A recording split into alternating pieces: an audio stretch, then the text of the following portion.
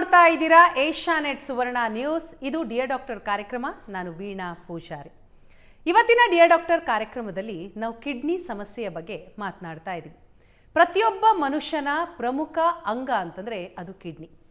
ದಿನದ 24 ಗಂಟೆಯೂ ಒಂಚೂರು ವಿರಾಮ ಇಲ್ಲದೆ ಕಾರ್ಯನಿರ್ವಹಿಸುವಂತಹ ದೇಹದ ಅಂಗ ಇದು. ಇಂತಹ ಅಂಗಕ್ಕೇ ಏನಾದರೂ ಸಮಸ್ಯೆ ಬಂದುಬಿಟ್ರೆ ಆಗ ನಿಜಕ್ಕೂ ಕೂಡ ಪ್ರತಿಯೊಬ್ಬರೂ ಪರಿತಪಿಸಬೇಕು. ಆದರೆ ಸಮಸ್ಯೆ ಬರದೇ ಇರೋ ನಿಟ್ಟಿನಲ್ಲಿ ತಡೆಗಟ್ಟಬೋದಾ ಕಾಯಿಲೆಗಳನ್ನು ಅನ್ನೋದು ಕೂಡ ಒಂದು ಪ್ರಶ್ನೆ. ಹಾಗಾದರೆ ಈ ಎಲ್ಲ ವಿಚಾರದ ಬಗ್ಗೆ ಇವತ್ತಿನ ಡಿಯರ್ ಡಾಕ್ಟರ್ ಕಾರ್ಯಕ್ರಮದಲ್ಲಿ ಮಾತನಾಡ್ತಾ ಹೋಗೋಣ. ಕಿಡ್ನಿ ಸಮಸ್ಯೆ ಅಂತಂದರೆ ಏನು? ಕ್ರಾನಿಕ್ ಕಿಡ್ನಿ ಡಿಸೀಸ್, ಇದನ್ನು ಸೈಲೆಂಟ್ ಕಿಲ್ಲರ್ ಡಿಸೀಸ್ ಅಂತಲೂ ಕೂಡ ಹೇಳ್ತಾರೆ. ಯಾಕಾಗಿ? ಸೊ ಕಿಡ್ನಿ ಸಮಸ್ಯೆ ಇದೆ ಅಂತಂದರೆ ಹೇಗೆ ಗೊತ್ತಾಗತ್ತೆ? ಲಕ್ಷಣಗಳು ಏನು? ಇದನ್ನು ಈ ಸಮಸ್ಯೆ ಬರದೇ ಇರೋ ನಿಟ್ಟಿನಲ್ಲಿ ಹೇಗೆ ತಡೆಗಟ್ಟಬೋದು? ಎಲ್ಲ ವಿಚಾರದ ಬಗ್ಗೆ ಮಾತಾಡ್ತಾ ಹೋಗೋಣ. ಇದರ ಬಗ್ಗೆ ತಿಳಿಸ್ಕೊಡ್ತಾರೆ Ramaiah institute of nephro uro ಸೈನ್ಸ್ನ HOD ಮತ್ತು ಕನ್ಸಲ್ಟೆಂಟ್ ಆದಂತಹ ಡಾಕ್ಟರ್ ಗಿರೀಶ್ MS ಅವರು. ಡಾಕ್ಟರ್ ನಮಸ್ತೆ, ಕಾರ್ಯಕ್ರಮಕ್ಕೆ ಸ್ವಾಗತ. ನಮಸ್ತೆ ಮೇಡಮ್. ಡಾಕ್ಟರ್, ಈಗ ಈ ಕ್ರಾನಿಕ್ ಕಿಡ್ನಿ ಡಿಸೀಸ್, ನಾನು ಈಗಾಗಲೇ ಹೇಳಿದೆ ಸೈಲೆಂಟ್ ಕಿಲ್ಲರ್ ಅಂತಲೂ ಕೂಡ ಹೇಳ್ತಾರೆ. ಮೊದಲನೇದಾಗಿ ಕಿಡ್ನಿ ಸಮಸ್ಯೆ ಅಂತಂದರೆ ಏನು, ಅದನ್ನು ತಿಳಿಸ್ಕೊಡೋದಾದರೆ? ಖಂಡಿತ ಮೇಡಮ್, ನೀವು ಆಲ್ರೆಡಿ ಒಂದು ಉತ್ತಮವಾದ ಪೀಠಿಕೆಯನ್ನು ಹಾಕ್ಬಿಟ್ಟಿದ್ದೀರಾ. ಸೊ ಇದು 24 ಗಂಟೆನೂ ಕೆಲಸ ಮಾಡುವಂಥ ಅಂಗಾಂಗ, ಇದು ಸೈಲೆಂಟ್ ಕಿಲ್ಲರ್, ಎರಡನ್ನೂ ನೀವು ಆಲ್ರೆಡಿ ಹೇಳಿದ್ದೀರಾ. ಕಿಡ್ನೀಸ್ ಅಂದರೆ ಮೇಯ್ನಾಗಿ ಎಲ್ಲರಿಗೂ ಗೊತ್ತಿರೋವಂಥದ್ದು, ಇದು ನಮ್ಮ ಬಾಡಿಲಿ ಉತ್ಪನ್ನವಾಗುವಂಥ ಎಲ್ಲ ಕಲ್ಮಶಗಳನ್ನ ಹೊರಗಾಕೋದು, ಅಂದರೆ ಟಾಕ್ಸಿನ್ಸ್ನ ಹೊರಗಾಕುವಂಥ ಕೆಲಸ ಮಾಡುತ್ತೆ ಅಂತ. ಬಟ್ ಇದ್ರ ಸೀಮಿತ ಇಷ್ಟಕ್ಕಷ್ಟೇ ಅಲ್ಲ.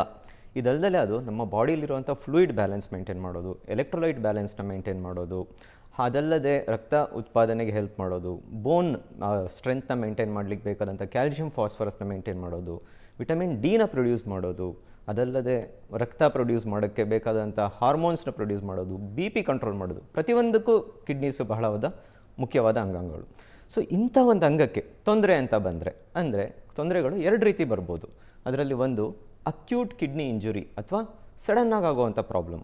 ಇದೇನಾಗುತ್ತೆ ಅಂದರೆ, ಯಾವುದೋ ಒಂದು ಚೆನ್ನಾಗಿರೋವಂಥ ಮನುಷ್ಯನಿಗೆ ಒಂದು ವಾಂತಿ ಭೇದಿ ಆದಾಗ ಆಗ್ಬೋದು, ಯಾವುದೋ ಒಂದು ಮೆಡಿಸಿನ್ದ ರಿಯಾಕ್ಷನ್ ಆಗ್ಬೋದು, ಬೇರೆ ಯಾವುದೋ ಒಂದು ಯೂರಿನ್ ಬ್ಲಾಕ್ ಆಗಿ ಆಗ್ಬೋದು.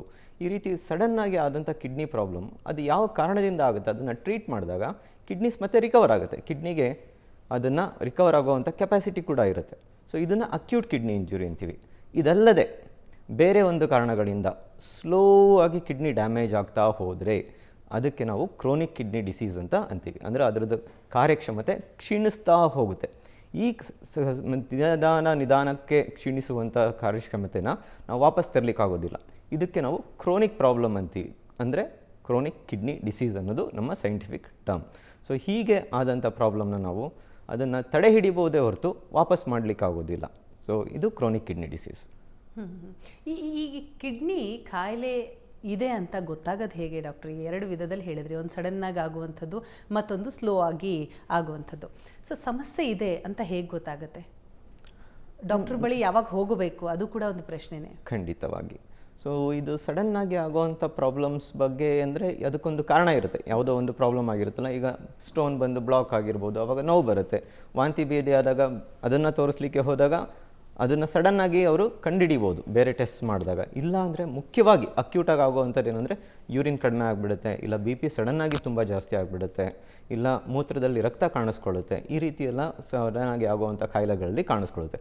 ಬಟ್ ನೀವು ಹೇಳಿದ್ದು most important point, silent killer. ಇದು ನಮಗೆ ಕ್ರೋನಿಕ್ ಕಿಡ್ನಿ ಡಿಸೀಸಲ್ಲಿ ಆಗುವಂಥ ಪ್ರಾಬ್ಲಮ್. ಅಂದರೆ ಅದ್ರ ಕಾರ್ಯಕ್ಷಮತೆ ಕ್ಷೀಣಿಸ್ತಾ ಹೋಗುತ್ತೆ. ಆಲ್ಮೋಸ್ಟ್ ಒಂದು 50% ಅದು ಕಡಿಮೆ ಆಗೋ ತನಕನೂ ಏನೂ ಲಕ್ಷಣಗಳು ಗೊತ್ತಾಗೋದಿಲ್ಲ. ಇನ್ಫ್ಯಾಕ್ಟ್ ಈವನ್ 70% ಕಡಿಮೆ ಆಗೋ ತನಕನೂ ಏನೂ ಲಕ್ಷಣಗಳು ಗೊತ್ತಾಗೋದಿಲ್ಲ. 70% ಅದರ ಕಾರ್ಯಕ್ಷಮತೆ ಕಡಿಮೆ ಆದಾಗ ಅವಾಗಲಷ್ಟು ನಮಗೆ ಕೆಲವೊಂದು ಲಕ್ಷಣಗಳು ಕಾಣುತ್ತೆ. ಇದು ಕೆಲವೊಂದು ಲಕ್ಷಣಗಳಂದರೆ ಸುಸ್ತಾಗೋದು, ಊಟ ಸೇರಿದಲ್ಲೇ ಇರೋದು, ವಾಮಿಟ್ ಬಂದಂಗೆ ಆಗೋದು, ವಾಮಿಟ್ ಬಂದಂಗೆ ಅಷ್ಟೇ ಅಲ್ಲ, ಮತ್ತು ನಿಧಾನವಾಗಿ ಅವರ ಎಲ್ಲ ಲವಲವಿಕೆ ಎಲ್ಲ ಕಡಿಮೆ ಆಗ್ತಾ ಹೋಗೋದು. ಅಂದರೆ ಬೇಸಿಕಲಿ ಯಾವುದೋ ಒಂದು ಸೂಟೇಬಲ್, ಇದರಿಂದ ನಮಗೆ ಇದು ಕಿಡ್ನಿ ಪ್ರಾಬ್ಲಮ್ ಇದೆ ಅಂತ ಗೊತ್ತಾಗೋದೇ ಇಲ್ಲ.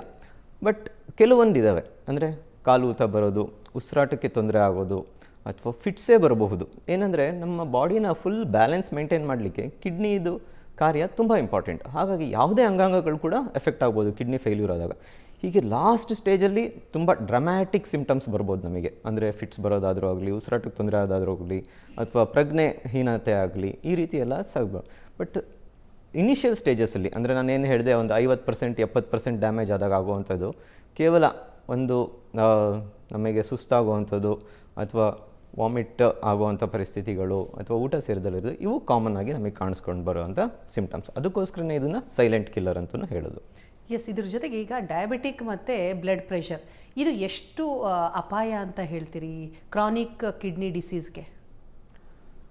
ಮೇಡಮ್, ಕ್ರಾನಿಕ್ ಕಿಡ್ನಿ ಡಿಸೀಸ್ಗೆ ಬಹಳಷ್ಟು ಕಾರಣಗಳು ಇರಬಹುದು. ಅದರಲ್ಲಿ ಮೋಸ್ಟ್ ಇಂಪಾರ್ಟೆಂಟ್ ಅಂತ ಅಂದರೆ ಡಯಾಬಿಟಿಸ್ ಮತ್ತು ಹೈಪರ್ ಟೆನ್ಷನ್.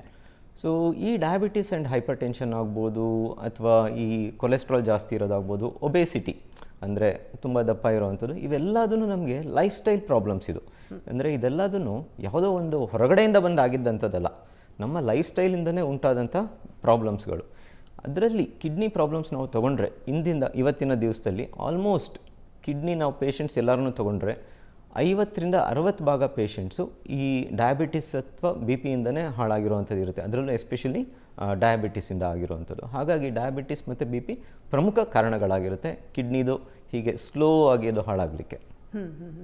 ಈ ಕಿಡ್ನಿ ಹಾಳಾಗಿದೆ, ಈಗ ನೀವು ಹೇಳಿದ್ರಿ ಪ್ರಮುಖ ಕಾರಣಗಳಿರುತ್ತೆ. ಅದರಲ್ಲಿ ಪ್ರಮುಖವಾಗಿ ಈ ಮಧುಮೇಹ ಮತ್ತು ರಕ್ತದ ಒತ್ತಡ. ಇದನ್ನು ಹೊರತುಪಡಿಸಿ ಬೇರೆ ಯಾವುದು ಪ್ರಮುಖ ಕಾರಣ ಅಂತ ನೀವು ನೋಡ್ತೀರಾ ಅಂತ ಡಾಕ್ಟ್ರು? ಪ್ರಮುಖ ಕಾರಣಗಳು ಆಲ್ರೆಡಿ ಹೇಳಿಬಿಟ್ವಿ. ಇದಲ್ಲದೆ ನಾನು ಇನ್ನೂ ಒಂದೆರಡು ಪಾಯಿಂಟ್ಸ್ ಕೂಡ ಹೇಳಿದೆ. ಈಗ ಕೊಲೆಸ್ಟ್ರಾಲ್ ಜಾಸ್ತಿ ಇರೋದು, ತೂಕ ಹೆಚ್ಚಾಗೋದು, ಒಬೇಸಿಟಿ ಅಂತೇನು ಹೇಳ್ತೀವಿ ಹಾಗೆ. ಅದಲ್ಲದೆ ತುಂಬ ಪೇಯ್ನ್ ಕಿಲ್ಲರ್ಸ್ ತೊಗೊಳ್ಳೋದು, ಕಂಟಿನ್ಯೂಸ್ ಆಗಿ ಪೇಯ್ನ್ ಕಿಲ್ಲರ್ಸ್ ತೊಗೊಳ್ಳೋದ್ರಿಂದ ಕೆಲವೊಂದು ಈ ನೇಟಿವ್ ಮೆಡಿಸಿನ್ಸ್, ಆಯುರ್ವೇದಿಕ್ ಮೆಡಿಸಿನ್ಸ್ ಆಗ್ಬೋದು, ಯಾವುದೇ ನೇಟಿವ್ ಮೆಡಿಸಿನ್ಸ್ ಆಗ್ಬೋದು, ಅದು ಎಲ್ಲರಿಗೂ ಸೇಫ್ ಅಂತ ನಾವು ಹೇಳಲಿಕ್ಕಾಗಲ್ಲ. ಅದರಿಂದನೂ ಈಗ ತೂಕ ಹೆಚ್ಚು ಮಾಡಲಿಕ್ಕೆ ಕಡಿಮೆ ಮಾಡಲಿಕ್ಕೆ ಎಲ್ಲದಕ್ಕೂ ಬಹಳಷ್ಟು ಏನು ಪ್ರಿಸ್ಕ್ರಿಪ್ಷನ್ ಇಲ್ದಲೇ ಮೆಡಿಸಿನ್ಸ್ ತೊಗೊಳ್ತಾ ಇರ್ತಾರೆ. ಅದರಿಂದ ಪದೇ ಪದೇ ಯೂರಿನ್ ಇನ್ಫೆಕ್ಷನ್ ಆದರೆ, ಪದೇ ಪದೇ ಕಲ್ಲುಗಳು ಬಂದರೆ, ಹೀಗೆ ಭಾಳಷ್ಟು ಕಾರಣಗಳು. ಇನ್ನು ಕೆಲವೊಬ್ಬರಿಗೆ ಹುಟ್ಟಿನಿಂದಲೂ ಪ್ರಾಬ್ಲಮ್ ಇರ್ಬೋದು, ಅದಕ್ಕೇನು ಮಾಡೋದು ಕಷ್ಟ. ಬಟ್ ಈ ಎಲ್ಲ ಕಾರಣಗಳಿಂದ ಕಿಡ್ನಿಗೆ ಎಫೆಕ್ಟ್ ಆಗೋ ಚಾನ್ಸಸ್ ಇರುತ್ತೆ. ಜೆನೆಟಿಕ್ ಪ್ರಾಬ್ಲಮ್ಮು ಕೂಡ ನೋಡ್ಬೋದಾ ಡಾಕ್ಟರ್? ಹುಟ್ಟಿನಿಂದ ಬಂದಿದ್ದಂತ ನಾನು ಅದನ್ನು ಸಿಂಪಲ್ ಆಗಿ ಹೇಳಿದೆ, ಅದಕ್ಕೆ ಜೆನೆಟಿಕ್ ಅಂತಾನೆ ಹೇಳಿ. Okay okay. ಅಂದರೆ ಈ ಹಿಂದೆ ಮನೆಯಲ್ಲಿ ಯಾರಿಗಾದ್ರೂ ಕಿಡ್ನಿ ಸಮಸ್ಯೆ ಇದ್ದರೆ ಸೊ ಅದು ಮಕ್ಕಳಿಗೂ ಕೂಡ ಕಂಟಿನ್ಯೂ ಆಗುವಂಥ ಖಂಡಿತವಾಗಿ ಕೆಲವೊಂದು ಡಿಸೀಸಸ್ ಇದೆ. ಎಸ್ಪೆಷಲಿ ನಾವು ಒಂದು ಪಾಲಿಸಿಸ್ಟಿಕ್ ಕಿಡ್ನಿ ಡಿಸೀಸ್ ಅಂತ ಹೇಳ್ತೀವಿ, ಅದು ಕಾಮನೆಸ್ಟ್. ಅದಲ್ಲದೆ ಬೇರೆದು ಇದೆ, ಬಟ್ ಇದು ಇದರಿಂದ ನೆಕ್ಸ್ಟ್ ಜನರೇಷನಿಗೆ ಕೂಡ ಬರುತ್ತೆ. So these are genetic diseases. ಇದರಿಂದನೂ ಕೂಡ ಕಿಡ್ನಿ ಕಾರ್ಯಕ್ಷಮತೆ ಕಡಿಮೆ ಆಗ್ತಾ ಬರುತ್ತೆ. ಎಸ್, ಈಗ ಕಾರಣಗಳ ಬಗ್ಗೆ ನೋಡಿದ್ವಿ. ಡಯಾಗ್ನೋಸ್ ಹೇಗೆ ಮಾಡ್ತೀರಿ ಡಾಕ್ಟರ್? ಇವ್ರಿಗೆ ಸಮಸ್ಯೆ ಇದೆ, ಕಿಡ್ನಿಯಲ್ಲಿ ಕಾಯಿಲೆ ಇದೆ ಅನ್ನೋದನ್ನ ಹೇಗೆ ಫೈಂಡ್ ಔಟ್ ಮಾಡೋದು? ಒಂದು ಪಾಯಿಂಟ್ ಫಸ್ಟಿಗೆ ಹೇಳಿದ್ದೆ, ಅದಂದರೆ ನೀವು ಹೇಳಿದ್ರಿ, ನಾನು ಹೇಳೋದಷ್ಟೇ ಅಲ್ಲ, ಸೈಲೆಂಟ್ ಕಿಲ್ಲರ್ ಅಂತ. ನಾವು ಇದು ವೈಲೆಂಟ್ ಆಗೋ ತನಕ ವೆಯ್ಟ್ ಮಾಡೋದ್ರಲ್ಲಿ ಅರ್ಥ ಇಲ್ಲ, ಅವಾಗ ಗೊತ್ತಾಗೋಗುತ್ತೆ. ಬಟ್ ನಾವು ಸೈಲೆಂಟ್ ಆಗಿದ್ದಾಗ ಹೇಗೆ ಇದನ್ನು ಕಂಡುಹಿಡಿಯೋದು ಅನ್ನೋದು ಇಂಪಾರ್ಟೆಂಟ್. ಕಾರಣಗಳೇನು ಅಂತಲೂ ನಾವು ತಿಳ್ಕೊಂಡಾಯಿತು, ಯಾವ ಕಾರಣಗಳಿಂದ ಕಿಡ್ನಿ ಬರುತ್ತೆ. ಸೊ ಈ ಯಾವುದಾದ್ರು ಕಾರಣಗಳಿದೆ ಇವರೆಲ್ಲರೂ ಹೈ ರಿಸ್ಕ್ ಅಂತ ಕನ್ಸಿಡರ್ ಮಾಡಬೇಕು. ಇದೆ ಅಷ್ಟೇ ಅಲ್ಲದೆ ವಯಸ್ಸಾದ ಮೇಲೆ ಸಾಮಾನ್ಯವಾಗಿ ಎಲ್ಲ ಅಂಗಾಂಗಗಳು ವೀಕ್ ಆಗ್ತಾ ಹೋಗುತ್ತೆ. So after 60 also we have to check. So ಈ ಎಲ್ಲ ಹೈ ರಿಸ್ಕ್ ಪೇಷಂಟ್ಸ್ ಅಂತ ಗ್ರೂಪ್ ಏನಿದೆ, ಇವರು ವರ್ಷಕ್ಕೊಂದ್ಸತಿ ಸಿಂಪಲ್ ಟೆಸ್ಟ್ ಮಾಡಿಸೋದ್ರಿಂದ, ಒಂದು ಕ್ರಿಯಾಟಿನ್ ಅಂತ ಮಾಡ್ತೀವಿ ನಾವು, ಅಂದರೆ ಇದು ಒಂದು ರೀತಿ ಕಲ್ಮಶ ಬಾಡಿಲಿ ಪ್ರೊಡ್ಯೂಸ್ ಆಗುವಂಥದ್ದು, ಅದು ಯೂರಿನಲ್ಲಿ ಹೊರಗೋಗುತ್ತೆ. ಇದ್ರ ಪ್ರಮಾಣ ನಮ್ಮ ರಕ್ತದಲ್ಲಿ ಜಾಸ್ತಿ ಆಗ್ತಾ ಹೋದರೆ ಕಿಡ್ನಿ ಕಾರ್ಯಕ್ಷಮತೆ ಕಡಿಮೆ ಆಗ್ತಾ ಇದೆ ಅಂತ ಅರ್ಥ. ನಾವು ಅದಕ್ಕೆ ಇನ್ನೊಂದು ಸಿಂಪಲ್ ಒಂದು ವರ್ಡ್ ಹೇಳ್ತೀನಿ, ಕಷ್ಟ ಆಗ್ಬೋದು ಜ್ಞಾಪಕ ಇಟ್ಕೊಳ್ಳೋಕ್ಕೆ. ಗ್ಲಾಮೆರುಲಾರ್ ಫಿಲ್ಟ್ರೇಷನ್ ರೇಟ್ ಅಂತ. ಅಂದರೆ ಎಷ್ಟು ಫಿಲ್ಟರ್ ಆಗ್ತಾ ಇದೆ ನಮ್ಮ ಬಾಡಿಲಿ, ಎಷ್ಟು ರೇಟಲ್ಲಿ ಫಿಲ್ಟರ್ ಮಾಡ್ತಾ ಇದೆ ಬ್ಲಡ್ ಅನ್ನೋದು. ಈ ಕ್ರಿಯಾಟಿನ್ ಇದರ ವ್ಯಾಲ್ಯೂಯಿಂದ ಹಿಡಿದು ನಾವು ಇದನ್ನು ಕಂಡುಹಿಡಿಬೋದು. It's A simple formula.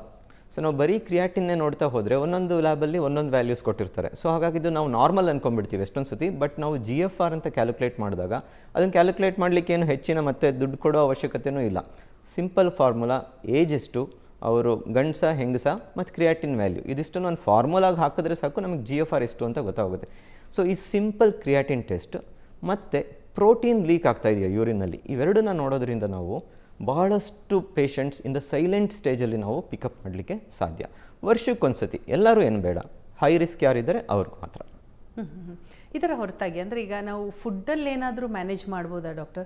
ನಾವು ತೆಗೆದುಕೊಳ್ಳುವಂತಹ ಆಹಾರ ಅದು ಎಷ್ಟು ಇಂಪಾರ್ಟೆಂಟ್ ಆಗುತ್ತೆ? ಈಗ ಕಿಡ್ನಿ CKD ಅಂದರೆ ಕ್ರಾನಿಕ್ ಕಿಡ್ನಿ ಡಿಸೀಸ್ ಬರದೇ ಇರೋ ನಿಟ್ಟಿನಲ್ಲಿ ತಡೆಗಟ್ಟಬೇಕು ಅಂತಂದರೆ ಸೊ ನಾವು ತೆಗೆದುಕೊಳ್ಳುವಂತಹ ಆಹಾರ ಎಷ್ಟು ಮುಖ್ಯ ಆಗುತ್ತೆ?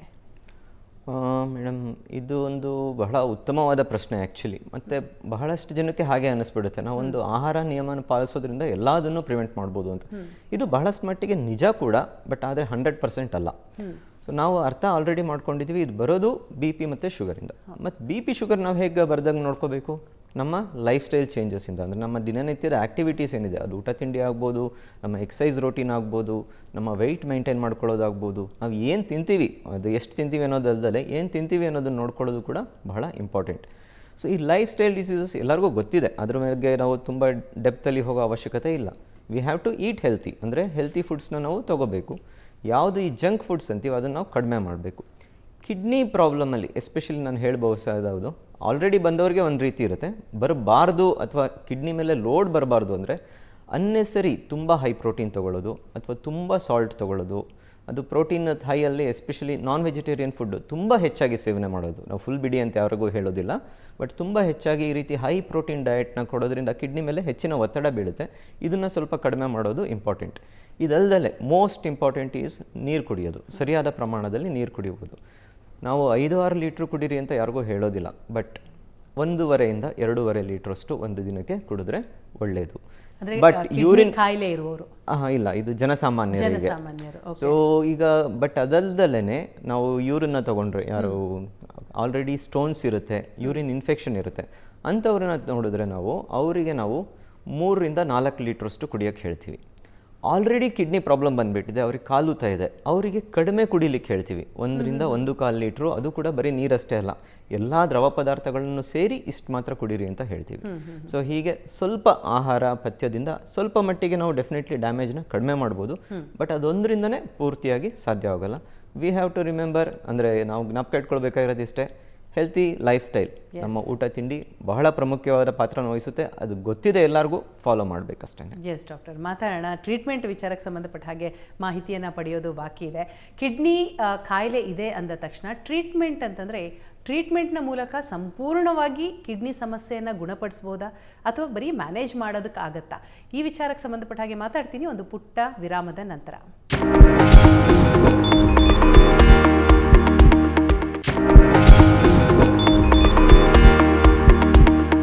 ವಿರಾಮದ ನಂತರ ಮತ್ತೆ ಡಿಯರ್ ಡಾಕ್ಟರ್ ಕಾರ್ಯಕ್ರಮಕ್ಕೆ ಸ್ವಾಗತ. ನಾವು ಕಿಡ್ನಿ ಸಮಸ್ಯೆಯ ಬಗ್ಗೆ ಮಾತನಾಡ್ತಾ ಇದ್ವಿ. ಡಾಕ್ಟರ್, ಈಗ ಕಿಡ್ನಿ ಸಮಸ್ಯೆ ಅಂತಂದ್ರೇನು, ಏನು ಕಾರಣ, ಅದನ್ನು ಯಾವ ರೀತಿಯಾಗಿ ತಡೆಗಟ್ಟಬಹುದು ಅನ್ನೋದ್ರ ಬಗ್ಗೆ ಮಾತಾಡಿದ್ವಿ. ಈಗ ಟ್ರೀಟ್ಮೆಂಟ್ ವಿಚಾರಕ್ಕೆ ಬರೋದಾದರೆ, ಓಕೆ, ಇವ್ರಿಗೆ ಕ್ರಾನಿಕ್ ಕಿಡ್ನಿ ಡಿಸೀಸ್ ಇದೆ ಅಂತ ಡಯಾಗ್ನೋಸ್ ಆದ ನಂತರ ಟ್ರೀಟ್ಮೆಂಟ್ ಹೇಗೆ ಡಾಕ್ಟರ್? ಸೊ ನಾವು ಏನೇ ಡಿಸೀಸ್ ಬಗ್ಗೆ ಮಾತಾಡಿದ್ರು ಟ್ರೀಟ್ಮೆಂಟ್ ಬಗ್ಗೆ ಮಾತಾಡಲಿಲ್ಲ ಅಂದರೆ ಅದು ಅಪೂರ್ಣ ಆಗಿಬಿಡುತ್ತೆ.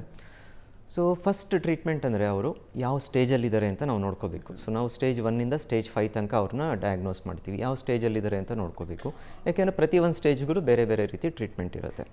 ಸೊ ಸ್ಟೇಜ್ 1, ಸ್ಟೇಜ್ 2 ಇದ್ದರೆ ಆಲ್ಮೋಸ್ಟ್ ಅವರು ನಾರ್ಮಲ್ ಲೈಫ್ನ ಲೀಡ್ ಮಾಡ್ಬೋದು, ಅವರಿಗೆ ಅಷ್ಟೇನು ಹೆಚ್ಚಿನ ರಿಸ್ಟ್ರಿಕ್ಷನ್ಸ್ ಬರೋದಿಲ್ಲ, ಅವ್ರಿಗೆ ಮುಂದಿನ ಅವರ ಲೈಫ್ ಕೂಡ ಇನ್ನೂ ಚೆನ್ನಾಗಿರಲಿಕ್ಕೆ ಸಾಧ್ಯ ಆಗುತ್ತೆ. ಬಟ್ ಸ್ಟೇಜ್ 3 ಆದ ನಂತರ ಅವರು ತುಂಬ ಹುಷಾರಾಗಿ ಇರಬೇಕಾಗುತ್ತೆ. ಸೊ ಯಾವ ಸ್ಟೇಜ್ ಅಂತ ನೋಡ್ಕೊಳ್ಳೋದು ಇಂಪಾರ್ಟೆಂಟ್. ನೆಕ್ಸ್ಟ್ ಬಂದು ಇದು ಕಿಡ್ನಿ ಪ್ರಾಬ್ಲಮ್ ಆದಾಗ ನಾನು ಮೊದಲಿಗೆ ಹೇಳಿದೆ ಕಿಡ್ನಿ ಏನೇನು ಕೆಲಸ ಮಾಡುತ್ತೆ ಅಂತ. ಸೊ ಆ ಪ್ರಾಬ್ಲಮ್ಸ್ಗಳೇನಾದರೂ ಬಂದಿದೆಯಾ, ರಕ್ತಹೀನತೆ ಇದೆಯಾ, ಬೋನ್ಸ್ ವೀಕ್ ಆಗಿದೆಯಾ, ಕ್ಯಾಲ್ಶಿಯಂ ಹೇಗಿದೆ, ಹೀಗೆ ಎಲ್ಲದನ್ನು ನಾವು ಡಯಾಗ್ನೋಸ್ ಮಾಡಿಕೊಂಡು ಏನು ಪ್ರಾಬ್ಲಮ್ ಇದೆ ಕಿಡ್ನಿ ಪ್ರಾಬ್ಲಮ್ ಅಲ್ಲದೆ ಅದರಿಂದ ಮತ್ತೇನು ಪ್ರಾಬ್ಲಮ್ ಆಗಿದೆ ನೋಡ್ಕೋಬೇಕು. ನೆಕ್ಸ್ಟ್ ಟ್ರೀಟ್ಮೆಂಟ್ ಅಂತ ಬಂದಾಗ ನಾವು ಡಿಸ್ಕಸ್ ಮಾಡಿದ್ವಿ ಏನು ಕಾರಣ ಅಂತ. So we know it is diabetes, hypertension, ಅಂದರೆ ಮಧುಮೇಹ ರೋಗ ಆಗ್ಬೋದು ಅಥವಾ BP ಹೆಚ್ಚಿನ ರಕ್ತದೊತ್ತಡ ಆಗ್ಬೋದು. ಸೊ ನಾವು ಈ ಬೇಸಿಕ್ ಪ್ರಾಬ್ಲಮ್ ಏನಿದೆ ಅದನ್ನು ನಾವು ಟ್ರೀಟ್ ಮಾಡಬೇಕು. ಅದರಿಂದನೇ ನಾವು ಫರ್ದರ್ ಡ್ಯಾಮೇಜ್ ಆಗೋದನ್ನು ಆದಷ್ಟು ನಾವು ಕಡಿಮೆ ಮಾಡ್ತಾ ಬರಬಹುದು. ಇದನ್ನು ನಾವು ಎಲ್ಲರೂ ಅರ್ಥ ಮಾಡ್ಕೊಳ್ಬೇಕಾಗಿರೋಂಥ ಪ್ರಮುಖವಾದ ವಿಷಯ ಇದು. ದಟ್ ಬೇಸಿಕ್ ಪ್ರಾಬ್ಲಮ್ ಏನಿದೆ ಅದನ್ನು ನಾವು ಕಂಟ್ರೋಲ್ ಮಾಡೋಣ. ನೆಕ್ಸ್ಟ್ ಬಂದು ಏನು ಮಾಡಬಾರ್ದು ಅನ್ನೋದು ತುಂಬ ಇಂಪಾರ್ಟೆಂಟ್, ಯಾಕೆಂದರೆ ನಾವು ಫರ್ದರ್ ಡ್ಯಾಮೇಜ್ನ ಪ್ರಿವೆಂಟ್ ಮಾಡಬೇಕು. ಅದಕ್ಕೆ ನಾನು ಯೂಶ್ವಲಿ ನಮ್ಮ ಪೇಷಂಟ್ಸಿಗೆ ಹೇಳೋದು ಒಂದು 5 ಪಾಯಿಂಟ್ಸ್ ಅಷ್ಟೇ ಹೇಳ್ತೀನಿ, ಅವ್ರಿಗೆ ಜ್ಞಾಪಕ ಇಟ್ಕೊಳ್ಳೋಕ್ಕೂ ಈಸಿ. ಬೇಕಾಗಿರೋದು ಇಷ್ಟೇ, ಒಂದು, ಯಾವುದೇ ರೀತಿ ನೋವಿನ ಮಾತ್ರೆಗಳನ್ನ ಬಳಸಬೇಡಿ. ನೆಕ್ಸ್ಟ್ ಬಂದುಬಿಟ್ಟು ಆಯುರ್ವೇದಿಕ್ ಮೆಡಿಸಿನ್ಸ್ ಅಥವಾ ನೇಟಿವ್ ಮೆಡಿಸಿನ್ಸ್ನ ಉಪಯೋಗಿಸ್ಬೇಡಿ. ಮತ್ತು ಮೋಸ್ಟ್ ಇಂಪಾರ್ಟೆಂಟ್ ಇನ್ನೊಂದು ಇದುವರೆಗೆ ನಾವು ಡಿಸ್ಕಸ್ ಮಾಡಲಿಲ್ಲ, ಕಾರಣದಲ್ಲೂ ಹೇಳಲಿಲ್ಲ, but it is A important factor, smoking ಅಥವಾ ಯಾವುದೇ ರೀತಿ ತಂಬಾಕು ಉತ್ಪನ್ನಗಳು, ಬರೀ ಸ್ಮೋಕಿಂಗ್ ಅಷ್ಟೇ ಅಲ್ಲ, ಯಾವುದೇ ರೀತಿ ತಂಬಾಕು ಉತ್ಪನ್ನಗಳು, ಇವು 3 ಮಾತ್ರ ನೀವು ಲೈಫ್ ಲಾಂಗ್ ತಗೊಳ್ಳೋ ಹಾಗಿಲ್ಲ. ಮತ್ತು 2 ಪಾಯಿಂಟ್ಸ್ನ ಕಡಿಮೆ ಮಾಡೋಕ್ಕೆ ಹೇಳ್ತೀವಿ, ಒಂದು ಉಪ್ಪು ಮತ್ತು ಇನ್ನೊಂದು ಹೆಚ್ಚಿನ protein intake, especially non vegetarian ಫುಡ್ನ ಸ್ವಲ್ಪ ಕಡಿಮೆ ಮಾಡಿ ಅಂತೀವಿ, ಬಿಡಕ್ಕೆ ಹೇಳೋದಿಲ್ಲ, ಕಡಿಮೆ ಮಾಡಲಿಕ್ಕೆ ಹೇಳ್ತೀವಿ. So these R general principles, ಇದು ಎಲ್ಲರಿಗೂ ಹೇಳುವಂಥ ವಿಷಯ. ನೆಕ್ಸ್ಟ್ ಪೇಷಂಟ್ ಪ್ರಕಾರ ಬಂದರೆ ಈಗ ಬಹಳಷ್ಟು ಇದರಲ್ಲಿ ಎಲ್ಲ ಪ್ರೋಗ್ರೆಸ್ ಆಗಿದೆ ನಮ್ಮ ಟ್ರೀಟ್ಮೆಂಟಲ್ಲಿ. ಮೊದಲು ಬರೀ ಅಂತ ಅಷ್ಟೊಂದೇನು ಟ್ರೀಟ್ಮೆಂಟ್ ಇರ್ತಾರೆ, ಬಟ್ ಈಗ ಕೆಲವೊಂದು ಬಿ ಪಿ ಮೆಡಿಸಿನ್ಸ್ ಇದೆ, ಕೆಲವೊಂದು ಮಧುಮೇಹದ ಮೆಡಿಸಿನ್ಸ್ ಇದೆ. ಇವು ಬರೀ ಅದನ್ನಷ್ಟೇ ಟ್ರೀಟ್ ಮಾಡಲ್ಲ, ಅದು ನಮ್ಮ ಕಿಡ್ನಿನ ಕೂಡ ಕಾಪಾಡುತ್ತೆ, ಹಾರ್ಟ್ನು ಕೂಡ ಕಾಪಾಡುತ್ತೆ. ಇಂಥ ಮೆಡಿಸಿನ್ಸ್ ಭಾಳಷ್ಟು ಬಂದಿದ್ದಾವೆ. ಇದನ್ನೆಲ್ಲ ನಾವು ನೋಡಿಕೊಂಡು ಕೊಡೋದ್ರಿಂದ ಇನ್ನೊಂದು ಸಿಂಪಲ್ಲಾಗಿ ಹೇಳಬೇಕು ಅಂದರೆ ಅರ್ಧ ನಿಮಿಷ, ಮೊದಲು ನಾನು ಓದ್ತಿದ್ದ ಕಾಲದಲ್ಲಿ ಆಲ್ಮೋಸ್ಟ್ ನಾನು ಗ್ಲಾಮೆರೋ ಫಿಲ್ಟ್ರೇಷನ್ ರೇಟ್ ಅನ್ನಲ್ಲ, ಯಾರಾದರೂ ಒಬ್ರಿಗೆ ಕಿಡ್ನಿ ಪ್ರಾಬ್ಲಮ್ ಆದರೆ ಆ ಗ್ಲಾಮೆರೋ ಫಿಲ್ಟ್ರೇಷನ್ ರೇಟು 1 ವರ್ಷದಲ್ಲಿ ನಾರ್ಮಲ್ ಆಗಿ 1 ml ಕಡಿಮೆ ಆಗುತ್ತೆ 1 ವರ್ಷದಲ್ಲಿ. ಬಟ್ ಈ ಪ್ರಾಬ್ಲಮ್ ಇರೋರಿಗೆ 10 ರಿಂದ 12 ml ಕಡಿಮೆ ಆಗುತ್ತೆ ಅಂತ ನಾವು ಹೇಳ್ತಾ ಇದ್ವಿ. ಬಟ್ ಈಗ ಬಂದಿರೋವಂಥ ಎಲ್ಲ ಟ್ರೀಟ್ಮೆಂಟಿಂದ ಅದು ನಾವು ಆಲ್ಮೋಸ್ಟ್ 3 ರಿಂದ 4 ml ಪರ್ ಇಯರ್ಗೆ ಕಡಿಮೆ ಆಗುತ್ತೆ ಅನ್ನೋಷ್ಟು ಬಂದುಬಿಟ್ಟಿದ್ದೀವಿ ನಾವು. ಸೊ ಈ ರೀತಿ ಕೆಲವೊಂದು because of the advanced medicines that are available. So ಅದರಿಂದ ನಾವು ಇಷ್ಟು ಅಚೀವ್ ಮಾಡಲಿಕ್ಕೆ ಸಾಧ್ಯ ಆಗಿದೆ. ಇನ್ನೂ 1ಕ್ಕೆ ಬರೋದಕ್ಕೆ ತುಂಬ ಟೈಮ್ ಇದೆ, ಬಟ್ ಅಟ್ಲೀಸ್ಟ್ 12 ಇದ್ದಿದ್ದು ನಮಗೆ 4ಕ್ಕೆ ಬಂದಿದೆ ಅಂದರೆ that's A great improvement.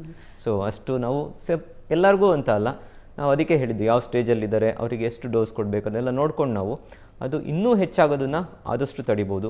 Reverse ಮಾಡ್ತೀವಿ ಅಂತ ಹೇಳಿದ್ದನ್ನ ನಂಬೋದಕ್ಕೆ ಅದು ಹೋಗಬಾರ್ದು, ಯಾರೂ ರಿವರ್ಸ್ ಮಾಡಲಿಕ್ಕೆ ಸಾಧ್ಯ ಇಲ್ಲ. ಮಿತ್ಸ್ಗಳಿದೆ, ಸೊ ಅದ್ರ ಬಗ್ಗೆಯೂ ಕೂಡ ಗಮನ ಹರಿಸಬೇಕು ಅಂತ. ಡಾಕ್ಟರ್ಗೆ ಸ್ಟೇಜಸ್ ಬಗ್ಗೆ ಹೇಳಿದ್ರಿ, ಯಾವ ಸ್ಟೇಜ್ನಲ್ಲಿದ್ದಾಗ ಡಯಾಲಿಸಿಸ್ನ ಅಗತ್ಯತೆ ಬರುತ್ತೆ doctor? So final stage madam, that is stage 5. ನಾವು ಗ್ಲಾಮೆರೋ ಫಿಲ್ಟ್ರೇಷನ್ ರೇಟ್ ಬಗ್ಗೆ ಅಂತ ಹೇಳಿದ್ರೆ 15ಕ್ಕಿಂತ ಕಡಿಮೆ ಆದಾಗ, ನಾರ್ಮಲಿ 100 ರಿಂದ 120 ಅಂತೀವಿ. ಸೊ ಅದು 15ಕ್ಕೆ ಯಾವಾಗ ಬರುತ್ತೆ ಆವಾಗ ನಾವು ಡಯಾಲಿಸಿಸ್ಗೆ ಅವ್ರನ್ನ ರೆಫರ್ ಮಾಡಬೇಕಾಗುತ್ತೆ. ಡಯಾಲಿಸಿಸ್ ಸ್ಟೇಜಿಗೆ ಬಂದಾಗ ಆ ಪೇಷಂಟ್ ದಿನಕ್ಕೆ ಎಷ್ಟು ನೀರು ಕುಡಿಬೇಕು? ಯಾಕಂತಂದರೆ ತುಂಬ ನೀರು ಕುಡಿಯೋ ಹಾಗಿಲ್ಲ, ಅದರಲ್ಲೂ ವೆದರ್ಸ್ ಚೇಂಜ್ ಆದಾಗ ಸಮಸ್ಯೆ ಆಗುತ್ತೆ. ನೀರು ಇಂಟೇಕ್ ಬೇಕು ಅಂದಾಗೂ ಕೂಡ ನೀರು ಕುಡಿಯೋ ಹಾಗಿಲ್ವಾ, ಹೇಗೆ?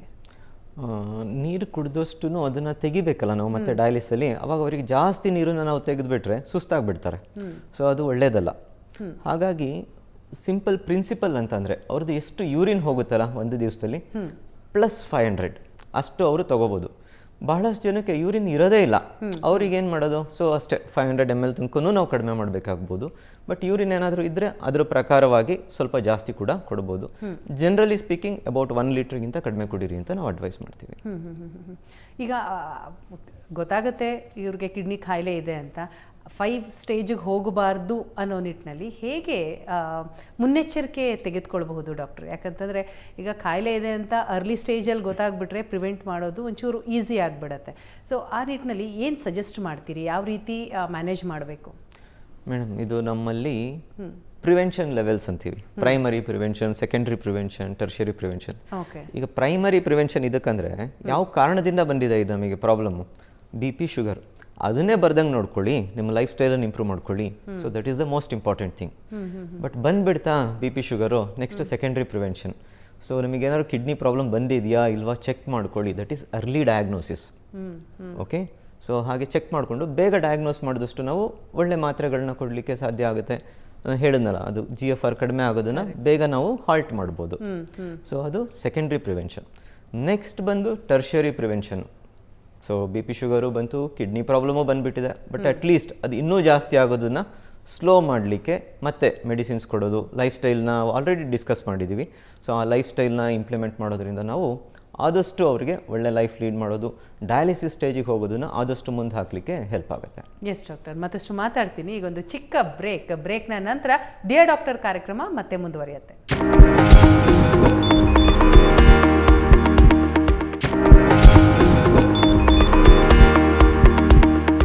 ವಿರಾಮದ ನಂತರ ಡಿಯರ್ ಡಾಕ್ಟರ್ ಕಾರ್ಯಕ್ರಮಕ್ಕೆ ಮತ್ತೊಮ್ಮೆ ಸ್ವಾಗತ.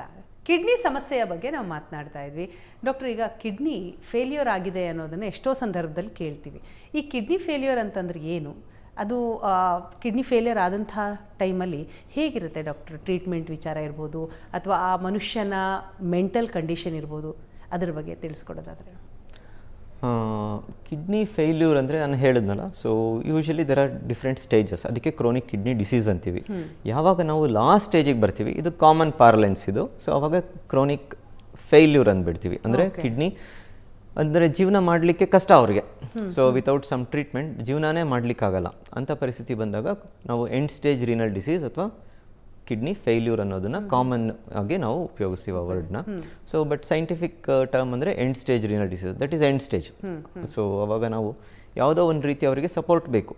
ಕಿಡ್ನಿ ಮಾಡುವಂಥ ಕೆಲಸ ನಾವು ಬೇರೆ ರೀತಿ ಸಪೋರ್ಟ್ ಕೊಡಬೇಕಂದ್ರೆ ಡಯಾಲಿಸಿಸ್ ಮಾಡುವಂಥದ್ದೇ ಪರಿಸ್ಥಿತಿ ಬಂದಾಗ ಸೊ ನಾವು ಅದನ್ನು ಕಂಪ್ಲೀಟ್ ಆಗಿ ಕಿಡ್ನಿ ಫೇಲ್ಯೂರ್ ಅಂತ ನಾವು ಹೇಳ್ತೀವಿ. ನಾನೇನು ಮೊದಲು ಸ್ಟೇಜ್ 5 ಅಂತ ಅಂದರೆ ಸೊ ಅವಾಗ ನಾವು ಕಿಡ್ನಿ ಫೇಲ್ಯೂರ್ ಅಂತ ಅದಕ್ಕೆ ಹೇಳ್ತೀವಿ. ಅಫ್ಕೋರ್ಸ್ ಒಂದು ಮನುಷ್ಯನಿಗೆ ಈ ರೀತಿ ಏನೋ ಒಂದು ಕಿಡ್ನಿ ಫೇಲ್ಯೂರ್ ಆಗಿದೆ ನಿಮಗೆ ಅಂತ ಗೊತ್ತಾದಾಗ ಬಹಳ ಗಾಬರಿ ಆಗೋದು ಸಹಜ. ಮತ್ತು ಇನ್ನೇನು ಜೀವನ ಮುಗ್ದೇ ಹೋಯ್ತು ಅಂದ್ಕೊಂಡ್ಬಿಡ್ತಾರೆ. ಆದರೆ ಈಗ ಹಾಗೆಲ್ಲ ಇಲ್ಲ. So even after complete kidney failure ಕೂಡ ಅವರು ಆಲ್ಮೋಸ್ಟ್ ನಾರ್ಮಲ್ ಜೀವನ ನಡೆಸಲಿಕ್ಕೆ ಸಾಧ್ಯ ಆಗುತ್ತೆ with the help of dialysis. ಮತ್ತು ಡಯಾಲಿಸಿಸಲ್ಲೂ ಕೂಡ ದೇರ್ ಆರ್ ಡಿಫ್ರೆಂಟ್ ಟೈಪ್ಸ್. ಹಿಂದಿನ ಥರ ಇಲ್ಲ ಈಗ, ಅದರಲ್ಲೂ ಕೂಡ ಬಹಳಷ್ಟು ಅಡ್ವಾನ್ಸ್ಮೆಂಟ್ ಇದೆ. ನಾನು ಹೇಗೆ ಮೆಡಿಸಿನ್ಸಲ್ಲಿ ಅಡ್ವಾನ್ಸ್ಮೆಂಟ್ ಇದೆ ಅಂದರೆ ಹಾಗೆ ಕೂಡ ನಮ್ಮ ಇನ್ಸ್ಟ್ರೂಮೆಂಟ್ಸಲ್ಲೂ ಕೂಡ ಬಹಳಷ್ಟು ಅಡ್ವಾನ್ಸ್ಮೆಂಟ್ ಇದೆ.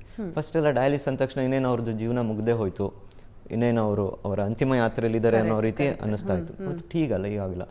ಸೊ ಅವರು ಎಲ್ಲದನ್ನು ಚೆನ್ನಾಗಿ ಮೇಂಟೈನ್ ಮಾಡಿಕೊಂಡ್ರೆ 10 ವರ್ಷ 15 ವರ್ಷ ಆರಾಮಾಗಿ ಡಯಾಲಿಸ್ ಮಾಡ್ಕೊಂಡಿದ್ದಾರೆ. ನಮ್ಮಲ್ಲಿ ಡಯಾಲಿಸ್ ಮಾಡ್ಕೊಂಡಿರೋರು ಅವರು ಕೆಲಸ ಮಾಡಿಕೊಂಡು ಆಟೋ ಓಡಿಸ್ಕೊಂಡು ಇರೋರು ಬಹಳಷ್ಟು ಚೆನ್ನಾಗಿದ್ದಾರೆ. ಅಂದರೆ ಅಂಥದ್ದು ಆಟೋ ಓಡಿಸ್ತಾ ಇದ್ದಾರೆ ಅಂದರೆ ಅವರು ಹೆವಿ ವರ್ಕ್ ಅಲ್ಲ ಅದು, ಅಂಥದ್ದು ಕೂಡ ಮಾಡ್ಕೊಂಡವರು ನಾರ್ಮಲ್ ಆಗಿರ್ಬೋದು ಅನ್ನೋದನ್ನು ನಾನು ಇಲ್ಲಿ ಹೇಳಲಿಕ್ಕೆ ಇಚ್ಛೆಪಡ್ತೀನಿ. ಸೊ ಈ ರೀತಿ ಡಯಾಲಿಸಿಸ್ ಅನ್ನೋದು ಒಂದು ಪರಿಹಾರ ಇದ್ದೇ ಇದೆ. ಅದರಲ್ಲಿ 2 ಟೈಪ್ ಅಂದೆ, ಅದು ಕೂಡ ಈಗ ಹಾಸ್ಪಿಟ್ಲಿಗೆ ಬರಬೇಕು ಅನ್ನೋದು ಕೂಡ ಇಲ್ಲ. ಸೊ ಒಂದು ಹಾಸ್ಪಿಟ್ಲಲ್ಲೇ ನಾವು ಡಿಫ್ರೆಂಟ್ ಟೈಪ್ಸ್ ಆಫ್ ಡಯಾಲಿಸಿಸ್ ಇದೆ.